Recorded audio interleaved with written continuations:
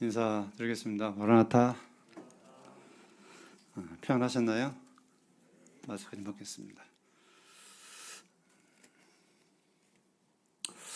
오늘 제가 예배를 드리면서 많이 감동이 됐습니다.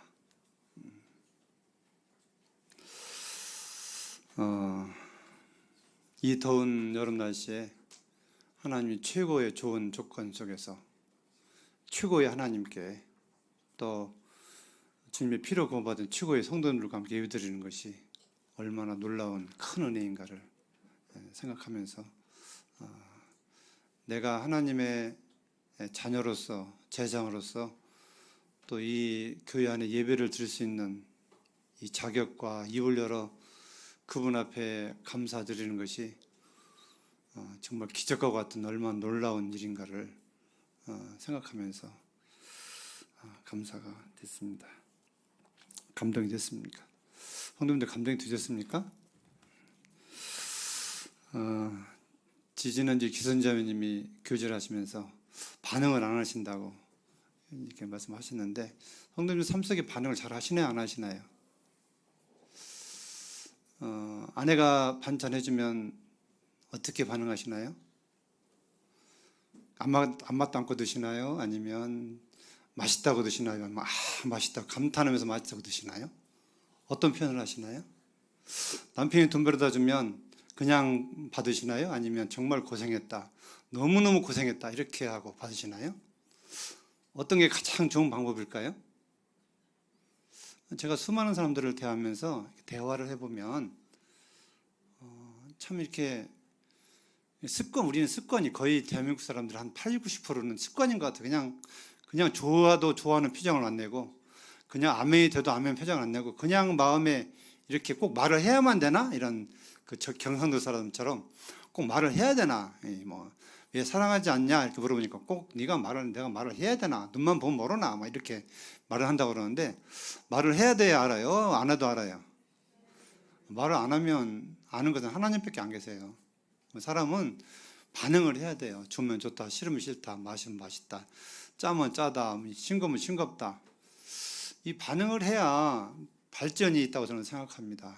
그래서 저는 요즘 많이 좀 생각을 하고 있어요. 아내가 반찬해줘도 맛있게 먹고 맛있게 먹었다고 표현도 하고, 이전에 잘 안 했는데 이제 나이가 좀 먹어가니까 표현 좀 하고 살아야 되겠다. 또 자식들 전화하면 전화해서 고맙다 이런 표현도 하고, 이렇게 표현을 하니까요 더 가까워가지고 더 마음에 감동이 되고 고마운 마음이 더 들고 이렇게 되더라고요. 그러니까 이게 사람이 혼자서는 못 사는 거잖아요. 그래서 우리가 믿음 안에서도 아내한테, 남편한테, 자식한테, 부모한테 이 감사하는 표현을 할 수 있는, 또 감사 표현도 이렇게 조금 연극 같지만 이게 좀 이렇게 감동이 돼서 참 너무 맛있다 하는 거하고 너무너무 맛있다는 거하고 달라요? 틀려요? 그냥 맛있다는 보통이에요. 근데 정말 맛있는 것은 너무너무 맛있다 이렇게 하면 만든 사람도 기분이 좋거든요. 또 먹는 사람도 기분 좋고요.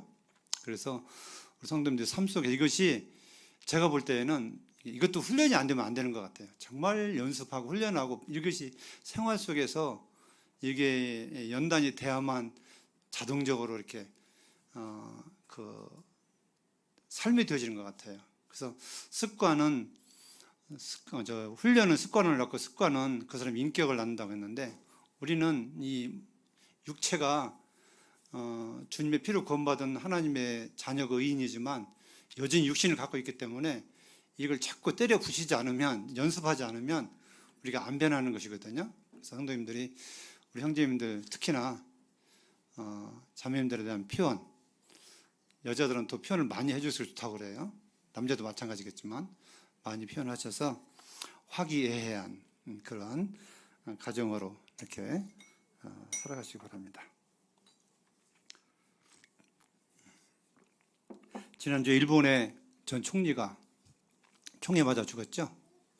그분은 일본의 아주 유명한 정치인이었습니다. 근데 그 총을 쏜 사람들이 이유를 들어보니까 뭐라고 해요? 이 총을 쏜 사람의 어머니하고 이 아베 전 총리 어머니가 가지고 있는 신앙하고 같은 신앙을 가지고 있대요. 근데 알고 보니까, 근데 사실인지 뭔지 모르겠지만 근데 이 총을 쏜 41살 이 사람의 어머니가 그 종교에 빠져가지고 가정에 많은 피해를 입혔다. 그래서 이제 화가 나가지고 아벨을 총으로 쐈다. 뭐 이렇게 방송에 나오더라고요. 그 사실인지는 모르겠습니다. 근데 어쨌든 비극이 벌어졌는데 우리나라는 대통령이잖아요. 전직 대통령을 총으로 쏴 죽이는. 지금도 우리나라 대통령은 이렇게 그 임기가 끝나면 내려가면 힘이 없지만 이 아베 총리는 총리에 내려놔서도 지금도 뒤에서 총리들을 이렇게 조종하는, 거의 다 이분의 마음에 안 들면 안 되게 되게끔 이렇게 정치 구조가 돼 있어요. 그래서 실권을 행하는 그런 분인데 안타깝게도 그 운명을 달리했는데 그 사람의 죽음에 대해서는 하나님이 평가하실 거라고 믿습니다. 재미있는 말씀을 하나 드리고 마치겠습니다. 어떤 도시의 예배당 앞에 술집이 들어섰습니다. 이 신성한 예배당 앞에 술집이 들어서니까 이 신도들이 굉장히 못마땅했습니다. 그래서 좀 망하기를 바라는 마음으로 이렇게 이제 이게 뭐 표현을 했는가 봐요. 근데 어느 날 갑자기 이 술집에 불이 났습니다.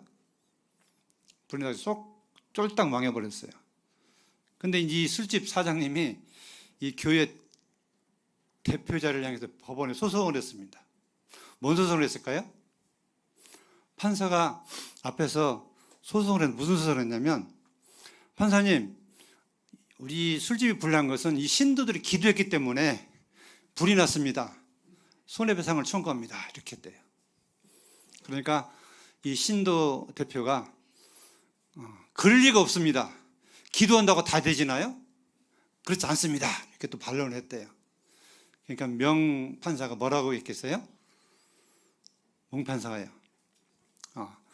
그러면 이 술집 대표님은 기도가 이것이 하나님이 하셨다고 하니까 보상을 천국 가서 받으십시오. 하나님 한 것이니까. 그리고 교회 대표 신자 교회 대표님은 기도가 응답이 아니라고 하니까 앞으로 기도하지 마십시오. 그렇게 판사가 얘기했다고 합니다. 이해가 되세요? 예? 얼마나 이 목사님은 얼마나 참 창피한 일을 당했겠습니까? 예? 그렇죠? 우리의 의미심장한 의미가 여기에 있어요. 이런 것들을 생각하면서 우리의 신앙을 한번 돌아보시기 바랍니다. 오늘 말씀의 주제는 교회라는 주제를 좀 말씀을 드립니다. 교회. 형님들 교회가 뭔지 아세요? 교회? 오늘날 많은 성도들이 이 교회에 대한 정체성과 얼마나 교회가 소중한지를 모르고 살고 있습니다.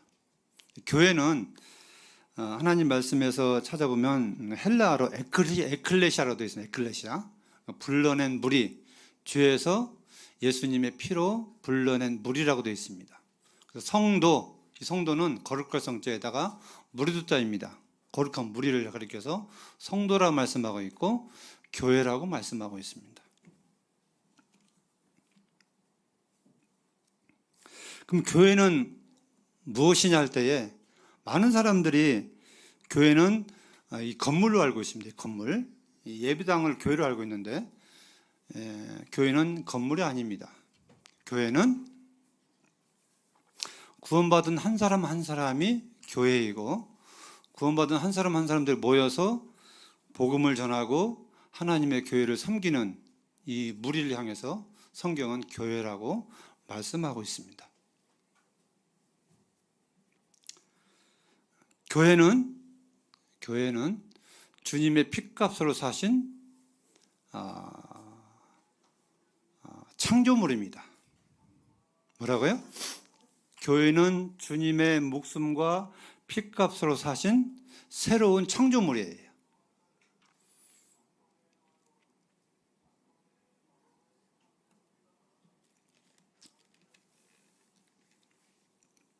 그래서 정말 가치 있는 소중한 그런 존재인 것입니다. 우리 한 사람 한 사람을 따져보면 죄인이었고 마귀의 자식이었고 별로 쓸모없는 사람들이었습니다. 아무리 이렇게 따져봐도 저렇게 따져봐도 아무리 가치 있는 걸 찾으려고 해야 찾을 수 없는 그러한 우리는 죄인이었습니다. 예수님이 아니었다면. 근데 우리가 왜 존귀한 자가 됐냐면 우리의 생김새와 우리의 모든 이런 것들이 가치 있는 게 아니라 주님의 목숨을 값을 주고 샀기 때문에 그 주님의 목숨의 가치가 우리의 가치가 된 거예요. 그러니까 우리 생명의 가치는 주님의 목숨의 가치입니다. 성도님들의 그 생명의 가치는 예수님의 목숨의 가치라고 같은 거라고 보면 맞습니다. 그래서 한 사람 한 사람이 소중하고 아주 귀한 교회의 나이고 우리들인 것입니다. 제가 왜 교회에 대한 주제를 가지고 말씀드렸냐면 오늘날 교회에 대한 많은 오해들을 하고 있습니다. 저 교파교회는 교회가 아닙니다. 구원받은 사람들은 있어요. 이렇게 해보면 없다고 단정할 수 없는데 왜 교회가 아니냐 말씀드리면 교회는 오직 구원받은 사람들로만 세워지는 것이 교회예요. 구원받지 못한 사람들이 교회에 뭐 집사로 끼어있다, 뭐 장로로 끼어있다 이러면 교회가 아닙니다. 하나님의 자녀라고는 이론이 안 됐는데 예수님의 핏값으로 구원받은 사실이 없는데 내 마음에 성령님이 계시지 않는데 어떻게 그 교회가 될 수 있어요? 될 수 없습니다. 구원은 그 한 사람의 구원은 맞지만 그 한 사람의 교회는 맞지만 무리의 교회는 아니라고 하는 것입니다.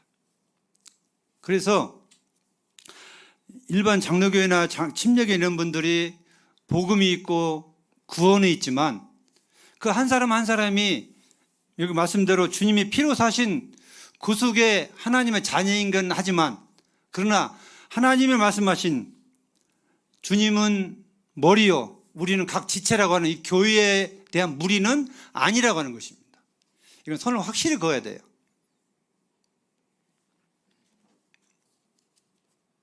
또 하나 우리가 눈여겨둘 것은 교회는 하나님의 자녀들로 구성이 되어 있습니다. 자녀요. 하나님의 자녀가 되는 방법 아시죠? 뭐죠? 네?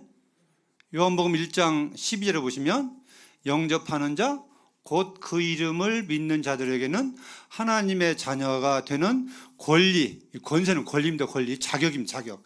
하나님의 자녀가 되는 권세로 나와, 성경은 권세로 나와 있죠. 근데 권리, 가족으로 되어 있습니다. 가족. 하나님의 자녀가 되는 가족이 되게 하셨으니, 권리가 되게 하셨으니 이런 뜻이에요. 예수님 믿는 사람은, 영접한 사람은 하나님의 자녀가 되는 자격을 주신다고 말씀하고 있는 건데, 다시 말씀드리면 요한일서 2장에 좀 보겠습니다. 요한일서 2장. 요한일서 2장. 저도 요 근래 이걸 좀 깨닫게 됐는데, 요한일서 2장.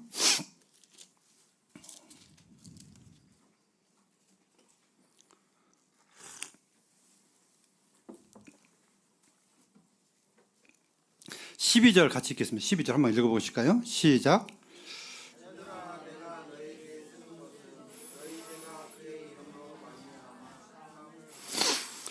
자녀들아 내가 너희에게 쓰는 것은 너희 죄가 그의 이름으로 말미암아 사함을 받음이요.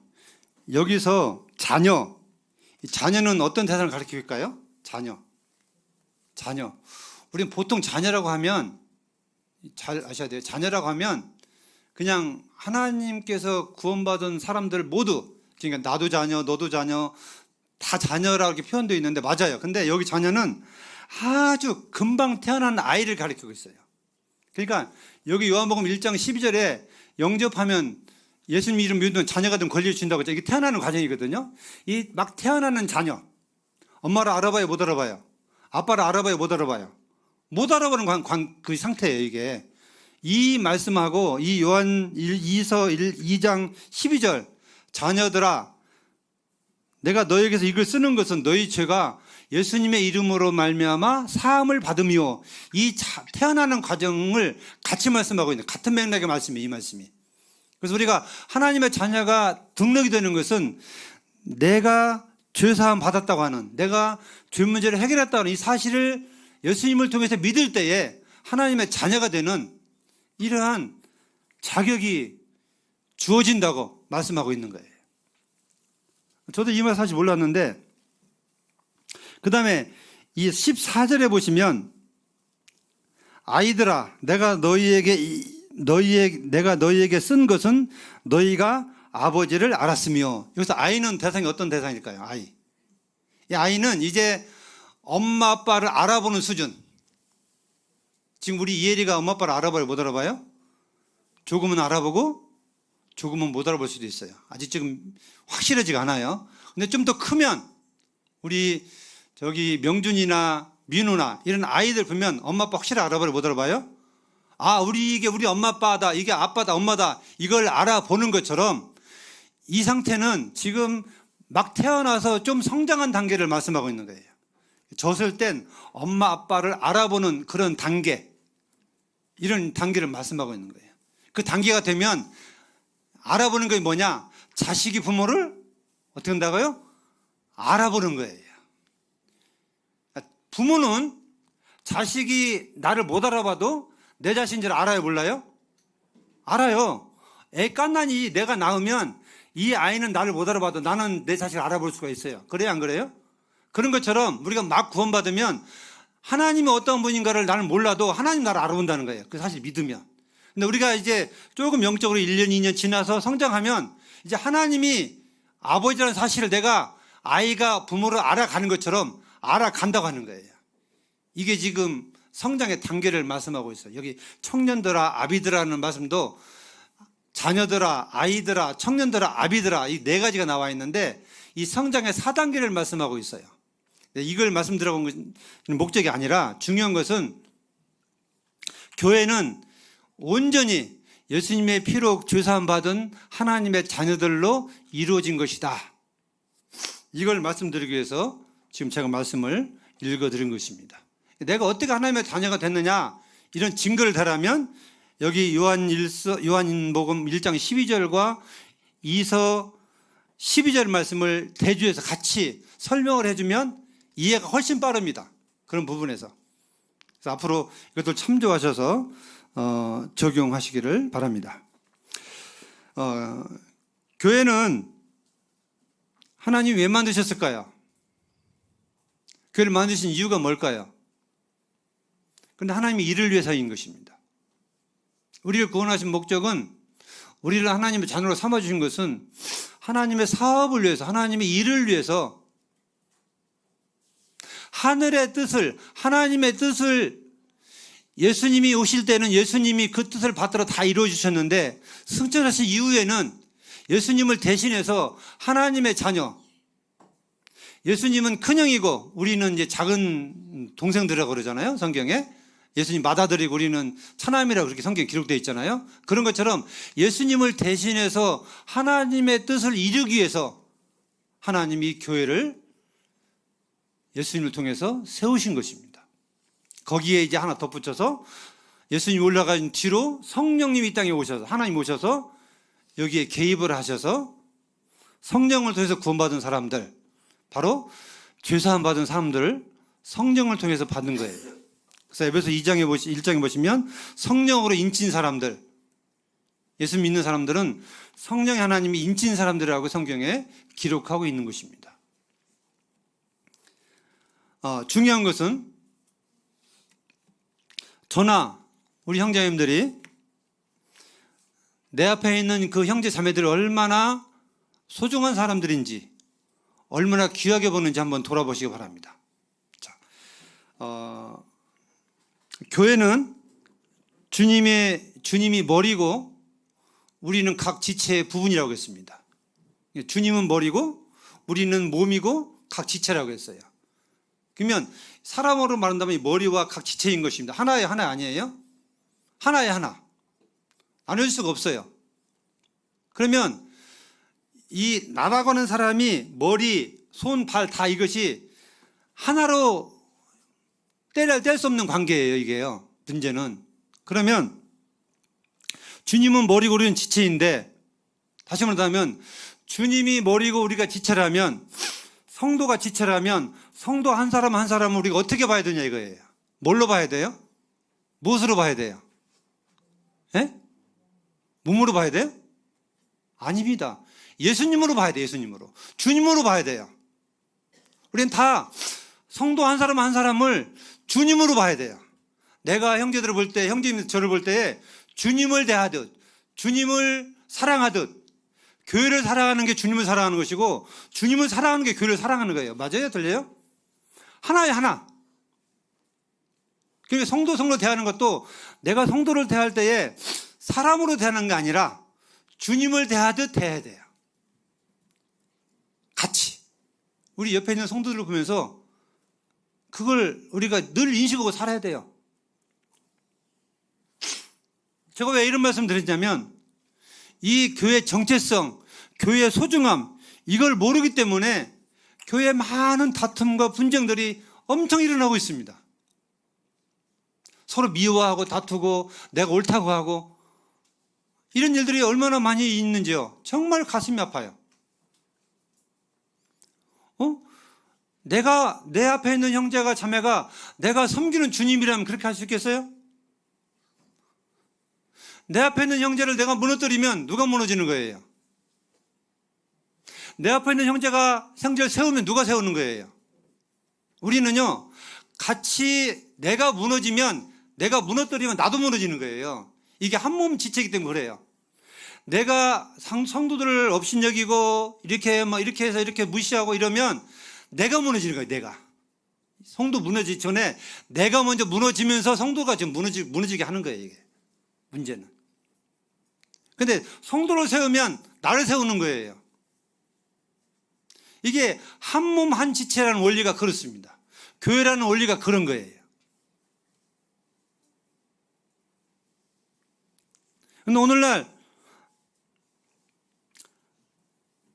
이 교회를 생각하면서 그렇게 정말 우리가 삶 가운데 적용하며 살아가고 있는지. 넘어와서 고린도 12장에 보면 지극히 연약한 지체를 하나님이 더 귀하게 여기신다고 했어요. 우리 중에 정말 연약한 지체가 있는데 주님은 그 연약한 지체를 더 귀중한 것들로 채우신다고 말씀하셨어요. 그 연약한 성도들의 믿음을 판단하는 게 아니라 비판하는 게 아니라 막 가르쳐서 막 내 수준을 끌어올리려고 억지를 부리는 게 아니라 어떻게 하면 그 성도가 주님 앞에 바로 설 수 있는지를 기도해주고 도와주고 그에 합당한 도움을 줘서 같이 갈 수 있는, 신앙의 길을 같이 갈 수 있는 그런 삶을 제가 말씀드리고자 하는 것입니다.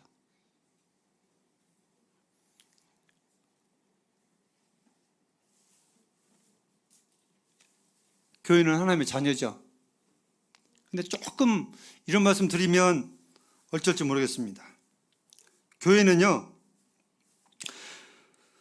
하나님께서 예수님이 피값을 주고 우리를 사신, 목숨을 주고 사신 우리는 새로운 청주물들이라고 고린도후서 5장 17절에 말씀하고 있습니다. 그런즉 누구든지 그리스도 안에 있으면 새로운 피조물이라 이렇게 말씀하시면서 쭉 말씀을 하고 있는데, 새로운 피조물로 만든 것은 하나님의 사업에 쓰시기 위해서 우리를 창조하신 것입니다. 쉽게 말한다면 디모데전서에 보면 집에는 각양 좋은 귀한 그릇 이런 여러 그릇이 있다고 했잖아요. 그리고 하나님 앞에 쓰기에 합당한 사람이 들이면 자기를 깨끗하게 할지니라고 말씀하고 있어요. 끝부분에. 중요한 것은. 근데 가장 중요한 건 뭐냐면 우리는 하나님의 귀한 자녀임과 동시에 하나님의 쓰임을 받기 위한 하나의 그릇과 같은 존재인 것이 존재라고 하는 거예요. 그릇과 같은 존재예요. 도구예요, 도구. 그러니까 우리는 어떻게 보면 하나님의 자녀라고 하는 이런 막 자격을 생각하면 막 의시되고 막 그냥 목이 힘주고 이렇게 다닐 어떤 그런 것도 되겠지만 나쁜 건 아닙니다. 내가 하나님 자녀라고는 스스로 이렇게 뭐 마음에 먹고 그럴 수 있지만 이것이 교만이 돼서는 안 되고 이걸 나의 일으로 삼으면 굉장히 좋다고 하는 거예요. 하나님은 나의 아버지시지, 나의 주님이시지, 내 필요와 공급들을 공급하시고 들어주시는 분이시지, 이런 차원에서는 든든한 우리의 방패시고 버팀목이고 우리가 의지할 분이시라고 하는 거예요. 근데 또 한쪽 면에서는 우리는 주님의 도구에 불과하다는 사실을 우리는 기억해야 돼요. 하나님이 쓰신다고 하면 우리는 언제든지 내 모든 것들을 포기하고 순종할 수 있는 그러한 자세가 우리 삶 속에 되어야 한다고 하는 것입니다. 우리는 예수님을 주인님이라고 인정하고 시인하고 있습니다. 만약에 구원받은 성도들이 예수님을 주인으로 주님으로 인정하지 않으면 그 사람은 구원받지 못한 사람입니다. 왜냐하면 나를 핏값을 주고 샀다는 것을 부인하기 때문에 그렇습니다. 나를 핏값을 주고 목숨을 주고 샀다고 하는 것은 내가 더 이상 내 것이 아니라는 것을 인정하는 거예요. 그래요, 안 그래요? 성경 말씀에 그렇게 기록이 되어 있습니다.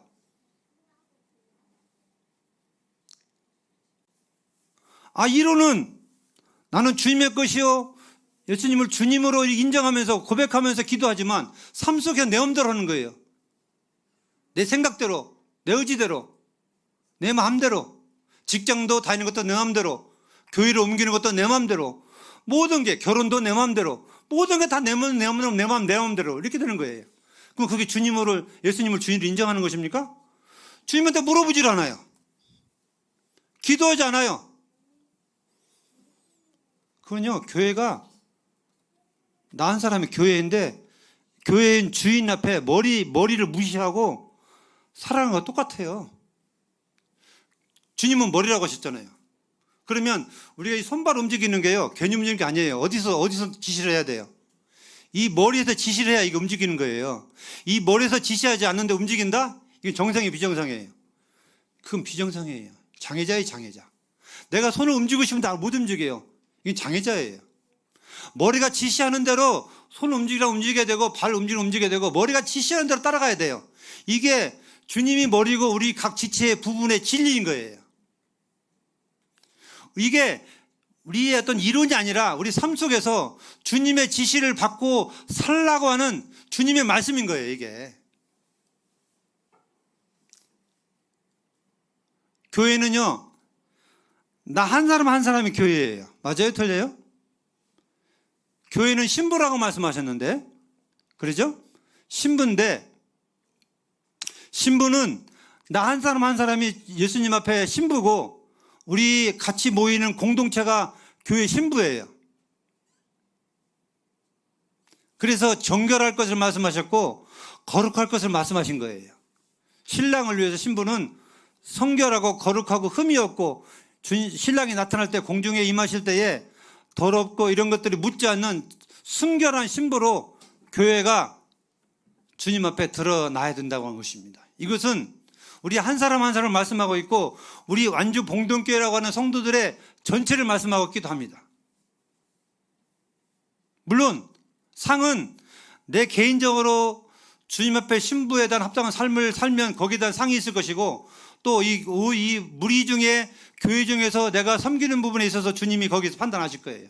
두 가지 개인적으로 판단하실 것이고 또 교회를 섬기는 과정에 판단할 것이고 각각 행한 대로 하신다고 하셨기 때문에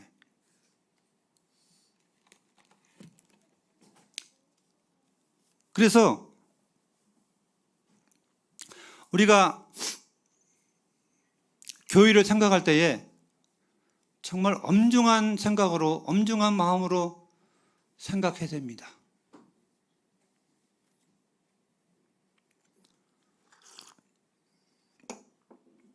성경에 지극히 작은 자가 한 것이 곧 나의 한 것이라고 주님 말씀하고 있어요. 교회를 사랑하지 않으면서 하나님을 사랑한다는 것은요, 말도 안 되는 거예요. 성도를 사랑하지 않으면서 형제를 사랑하지 않으면서 하나님 사랑한다. 그건 거짓말장이라고 요한일서에 말씀하고 있어요. 있을 수가 없는 일입니다. 그 성도가 얼마나 주님을 사랑하는지는 얼마나 교회를 사랑하는지를 보면 알 수 있어요. 그 성도가 주님을 사랑하는지는 얼마나 그 성도가 어려운 성도들을 쫓아다니면서 돌보며 사랑하고 기도하는지를 보면 그가 주님을 사랑하는 자인지 아닌지를 알 수 있다고 하는 것입니다. 주님 그걸 보시는 거예요. 딴 거 보시는 거 아닙니다.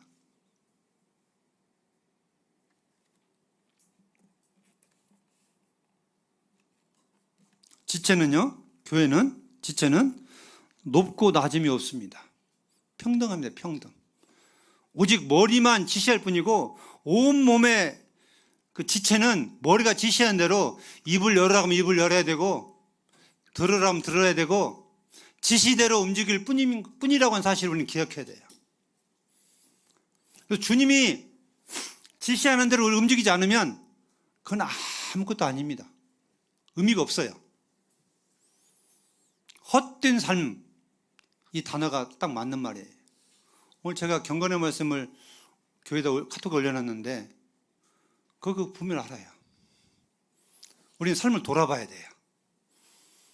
내가 지금까지 주님의 지시를 받고 움직였는지, 내가 지금까지 주님이 말씀하시는 그 말씀을 생각하면서 움직이고 있는지, 앞으로도 마찬가지인 것입니다. 하나님께서 우리에게 자유를 주셨는데 그냥 기계적으로 만들었다면 얼마나 좋을까요? 딱 구원받으면 죄도 묻히게 하고 그냥 기계처럼 착착착착 돌아가게 해서 그냥 하나님 마음에 딱 맞게끔 하면 얼마나 좋을까요?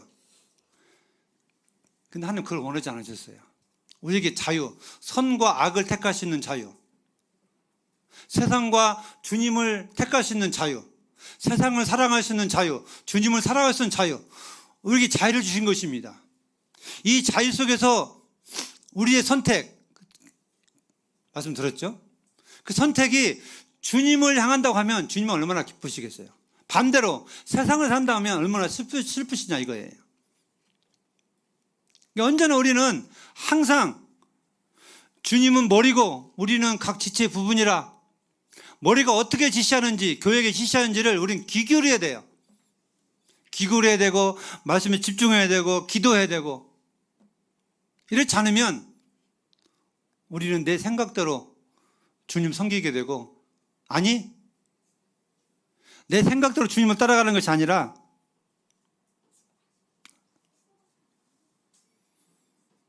내 생각대로 주님을 따라가는 게 되는 거예요. 그렇게 안 하면. 제가 말이 좀 자꾸 헷갈리는데, 중요한 것은 지시대로 움직여야만 우리가 헛된 삶을 살지 않는다고 하는 것입니다.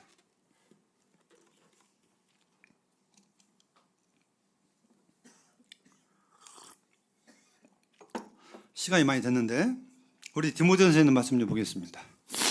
디모데전서 3장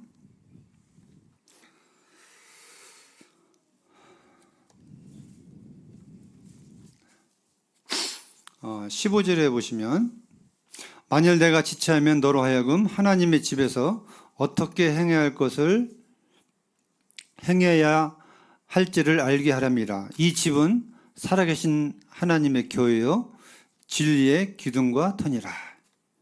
교회는 하나님의 집이다 했어요.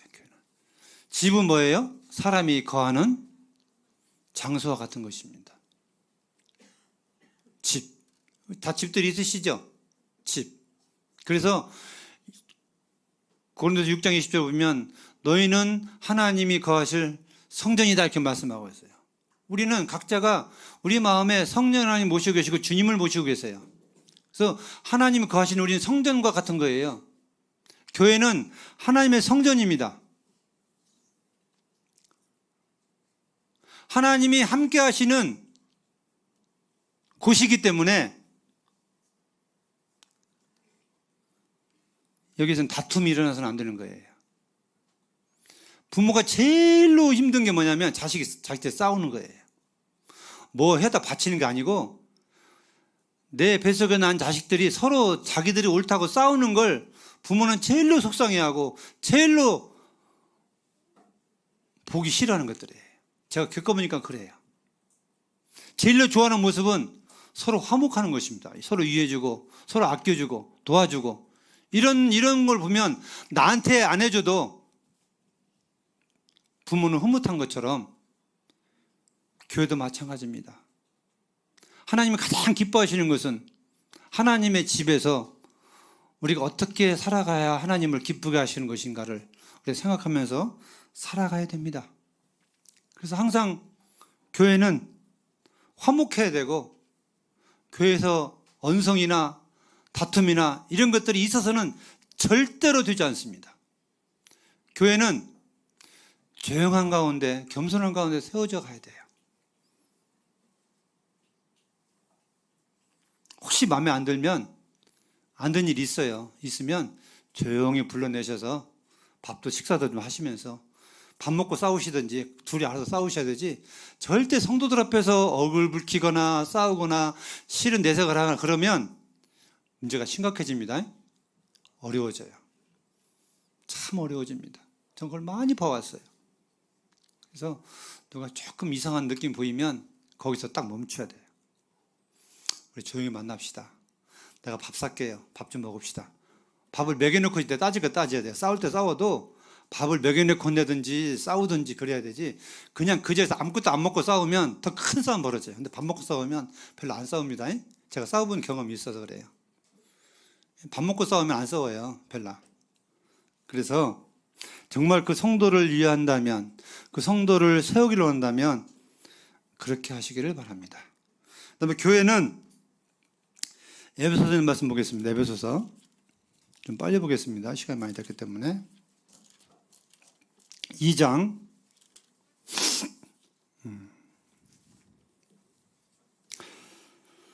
21절부터 보시면, 그의 안에서 건물마다 서로 연결하여 주 안에서 성전이 되어가고 너희도 성령 안에서 하나님이 거하실 처소가 되기 위하여 그리스도 예수 안에서 함께 지어져 가느니라. 교회는 장차 공중에 나타나실 주님 재림을 앞두고 주님과 함께 하시기 위해서 지어질 처소라고 말씀하고 있습니다. 여기 함께 지어져 간다. 이건 이 건물이 하나하나 그 재료들이 이렇게 이치해 있을 때에 아름답게 보이는 것처럼, 건물이 만들어지는 것처럼 교회도 성령 안에서 하나님이 거하실 처소가 되기 위하여 은사대로 내가 은사가 무엇인지, 주님이 나를 통해서 어떤 걸 성도들을 섬기기를 원하시는 것인지 잘 분별해서 섬겨야 문제가 없지, 그냥 내가 하고 싶은 대로 내가 좋다고 해서 하는 건 아닙니다. 절대적으로. 그래서 내가 은사가 뭔지, 이 건물이면 내가 창문 역할을 하는 것인지 문 역할을 하는 것인지 벽돌 역할을 하는 것인지 등 역할을 하는 것인지 이걸 잘 개인적으로 분별해서 섬겨가야 제대로 예수님이 거하실 처소가 만들어져 가는 것입니다.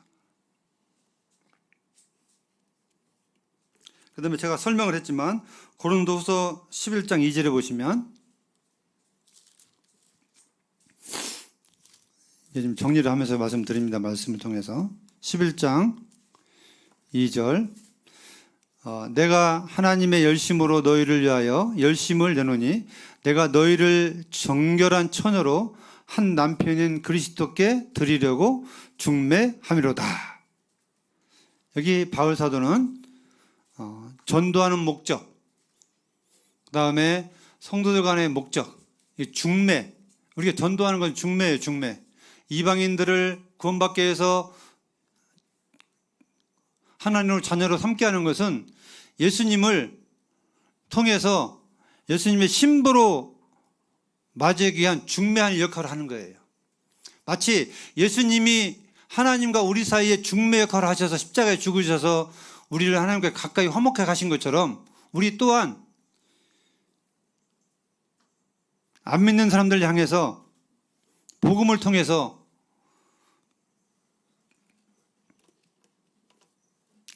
그리스도의 신부로 만드는 것이 복음 전하는 데 목적인 것입니다. 또한 신부의 목적은 정결함이 있다고 제가 말씀드렸습니다. 신부가 막 그냥 결혼한 날짜를 잡아놓고 음란한 삶을 살면 어떻게 되겠어요? 그 신랑 볼 수 없는 겁니다. 양심적으로 볼 수 없는 것입니다. 우리 교회는 주님이 나타나실 신랑을 맞이하기 위해서 정말 죄를 멀리하고 스스로 개인이 죄를 멀리하고 교회적으로 죄가 틈타지 못하게 하고 그렇게 해서 주님 오실 때에 우리 안주 봉동교회라는 하나님의 신부는 정결한 모습으로 하나 되어서 우리는 그분을 맞이해야 될 것입니다. 그래야 우리가 부끄럽지 않는 거예요.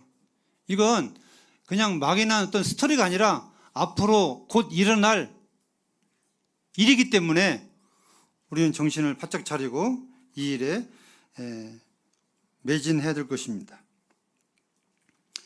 그 다음에 고린도후서 5장을 좀 막아보겠습니다. 5장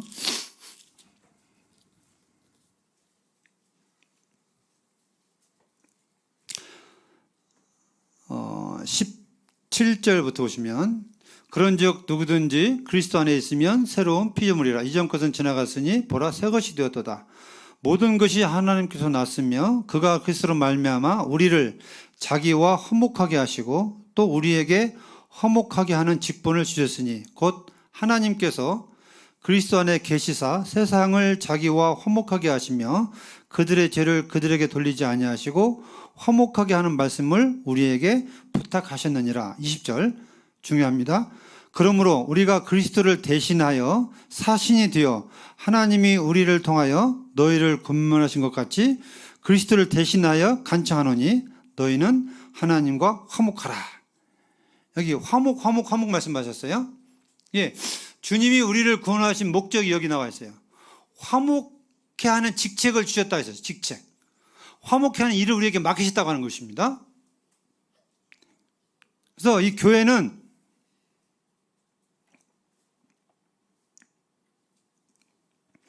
저는 이렇게 분별을 했습니다. 교회는 하나님의 천국 대사관이다. 뭐라고요? 하나님의 천국 대사관이에요.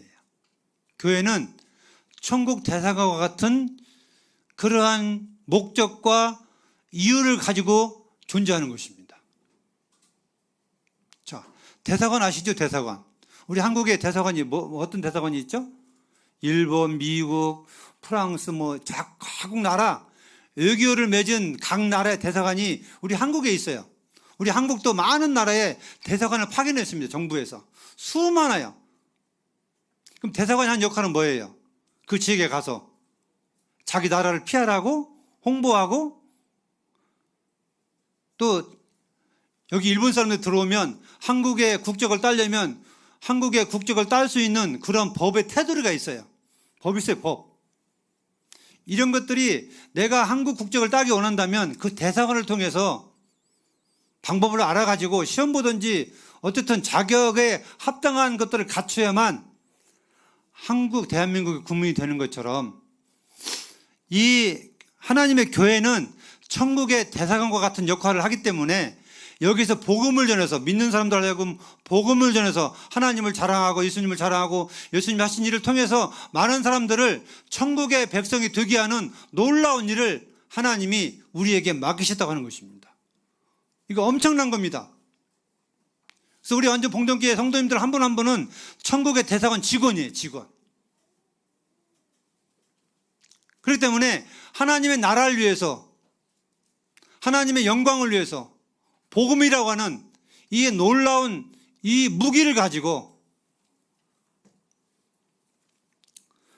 하나님 나라를 확장하는 일에 우리는 동참해야 되는 것입니다. 엄청 중요한 겁니다. 직장에 돈 버는 것보다 훨씬 중요한 일이에요. 아니, 직장에 돈 버는 것도 하나님의 나라를 확장하기 위한 하나의 방법이지 그것이 목적이 될 수 없는 거예요.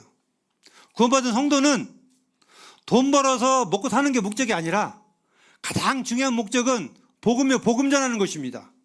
복음 전해서 구원받게 하고 교회를 섬기기 위해서 하나님의 거룩한 신부가 만들어지는 이 과정을 하나님께서 우리에게 이런 직책을 주신 거예요. 이거 우리가 가볍게 여기서는 안 됩니다. 엄청난 겁니다. 그 세상에 어떤 것보다 엄청난 거예요. 그래서 주일학교 교사나 학생부 교사나 내가 맡은 아이들 한 사람 한 사람이 엄청난 나한테 소중한 하나님이 맡기신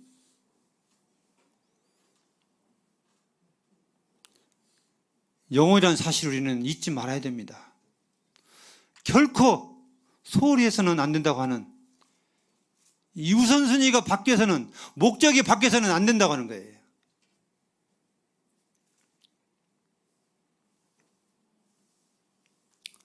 우리는 주님을 위해서 목숨을 내놓을 준비가 됐습니까? 주님은 우리를 위해서 목숨을 내놓으셨는데, 성도님들 찬송하면서 또 기도하면서 주님, 내가 이제 목숨을 바치겠습니다, 이런 고백하시죠. 찬송하면서. 정말 주님을 위해서라면, 나를 구원하신 주님이 나를 위해서 목숨을 주셨는데 내가 주님을 위해서 목숨을 드리는 것도 하나도 아깝지 않습니까? 이런 고백하잖아요. 아니, 창조주께서 나를 위해서 죽으셨는데, 목숨 내놓으셨는데, 그렇게 아니해도 우리는 창조물이기 때문에 우리가 하나님 위해서 목숨을 내는 건 마땅한 거잖아요. 그죠? 예수님이 안 오셨어도 하나님 우리를 사람으로 만들어 준 것만 해도 감사해서 그냥 목숨을 내는 것도 마땅한데, 그분이 나를 죄에서 구원해 주기 위해서 이 땅에 사람으로 오셨고, 하나님이 사람으로 오셔서 섬기시고 목숨을 내놓으신 거란 말이에요. 나를 죄에서 구원해 주시고 하늘의 자녀로 삼아주시고 하늘나라의 영원한 삶을 살게 해주시기 위해서 그렇게 하신 것입니다. 그런데 우리 삶 속에서 그분의 영광을 위해서, 그분의 사업을 위해서 주님 내 목숨 바치겠습니다, 이것은요, 내가 어떻게 보면, 사람이 보면 엄청난 것 같은데 하나님이 우리에게 하신 일에 비하면 아무것도 아니에요, 사실은. 우리의 삶 속에서 교회라고 하는 이 사실을, 타이틀을 보면서 우리는 교회를 위해서 목숨을 내놓을 각오를 해야 돼요. 이제는 주님을 위해서 목숨을 내놓는다고 하는 것이 교회를 위해서 목숨을 내놓고 섬겨야 되고, 주님을 사랑하는 것이 교회를 사랑하는 것이기 때문에 교회를 사랑하는 것에 대해서 우리는 최선을 다하는 삶을 사는 것이 우리 남는 인생에 가장 유익한 거라고 저는 믿습니다. 아멘이 안 되시나요? 저는 아멘이 됩니다, 마음에.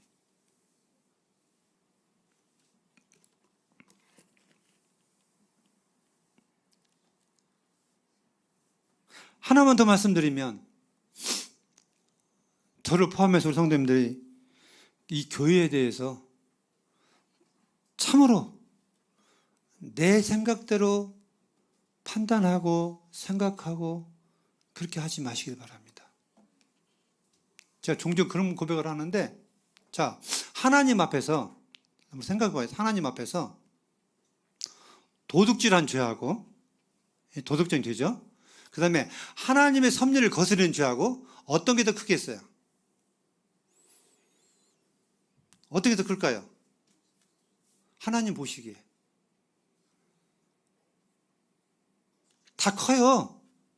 이 도둑질한 죄는 하나님 영광을 가리는 거예요. 그죠? 지탄받는 죄예요. 하지 말아야 할 죄예요. 근데 하나님의 섭리를 거스르고 하나님의 뜻을 거스르는 죄는 우리가 이 땅에 남아있을 이유가 없는 거예요, 사실은. 우리가 존재하는 이유는 하나님의 뜻을 위해 살고 뜻을 이루기 위한 삶인데, 이 도덕적인 죄는 내가 배고프면 얼마든 내 육신이 연약하기 때문에 저지를 수 있는 거예요, 나도 모르는 사이에. 하나님 이거 용서해달라고 간청하면 하나님 용서해 주지만, 이 뜻을 거스르는 죄는, 고의적으로 거스르는 죄는 용서받을 수가 없다니까요. 이건 내 주인을 무시하고 업신여기는 죄라고 하는 거예요. 좀 크게 생각하면 엄청난 겁니다. 우리는 이 사상의 도덕적인 더 크게 여기거든요. 아닙니다. 저는 이 하나님의 섭리를 거스리고 내 생각대로 섬기는 이것이 더 저는 큰 죄가 생각했다고요. 제 분별은.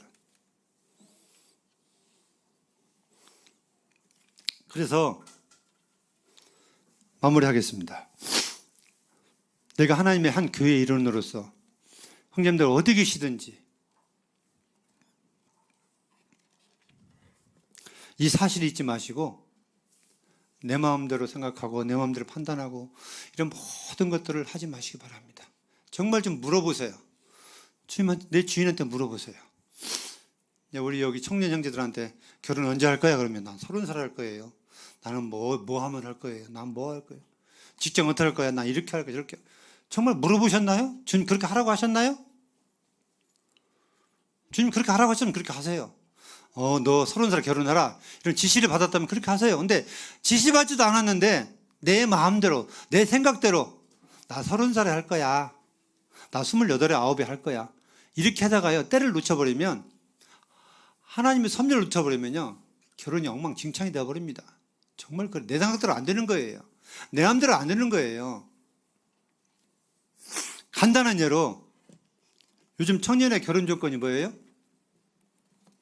가장 결혼 조건. 뭐를 가장 우선 조건으로 생각하는지 아세요? 뭐겠어요? 예? 뭐예요? 우리 청년들 뭐라고 생각하세요?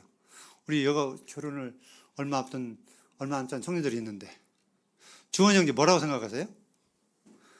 결혼의 가장 좋은 조건, 내가 갖춰야 할 조건이 뭐라고 생각하세요?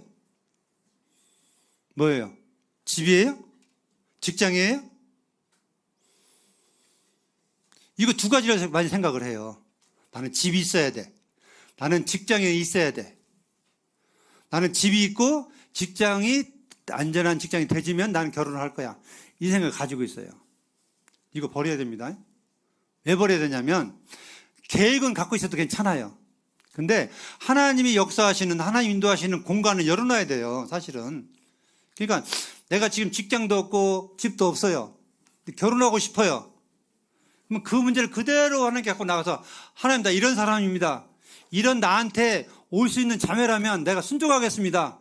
이렇게 기도하면 주님이 어떻게 인도할지 모르잖아요. 이거 숨기라는 것이 아니에요. 주님의 인도하시면 바라는 거예요. 보라는 거예요. 물어보라는 거예요. 그래야 결혼이라는 명분이 서게 되고 하나님의 인도하시면 명분이 서지. 내가 생각을 가지고 내가 생각했던 대로 주님이 이루어주시라고 매달리는 청년들이 많은데 그렇게 해서는 안 됩니다. 정말 신사적인 참다운 성도는 주님의 뜻을 묻고 주님의 뜻대로 살고 싶어 하고 언제든지 내가 생각은 이러지만 주님이 이렇게 하시면 이렇게 하겠다고 하는, 주님이 인도하시면 내가 순종하겠다고 하는 이 공간을 열어놓고 계획하고 준비하는 성도가 주님이 사랑하시는 성도고 인정하는 성도입니다. 그리고 또 내가 종으로서 주인한테 합당한 교회의 일원이라고 생각하는 것입니다. 아무쪼록 우리가 교회라는 것들 제가 많이 말씀드렸는데 정말 한 분 한 분 교회니까 귀하게 여기시고 섬기시고 주님을 사랑한다면 내 배에 있는 형제매들을 많이 사랑하시고 주님은 그걸 보고 우리를 평가하실 거라고 저는 확실히 믿습니다. 그렇게 말씀하셨기 때문에. 그래서 아무쪼록 우리 봉동교회 성도님들은 교회를 많이 사랑하셔서 주님을 사랑했다고 하는 그런 평가를 주님으로부터 이렇게 많이 받게 되시기 바라면서 말씀 마치겠습니다. 감사합니다.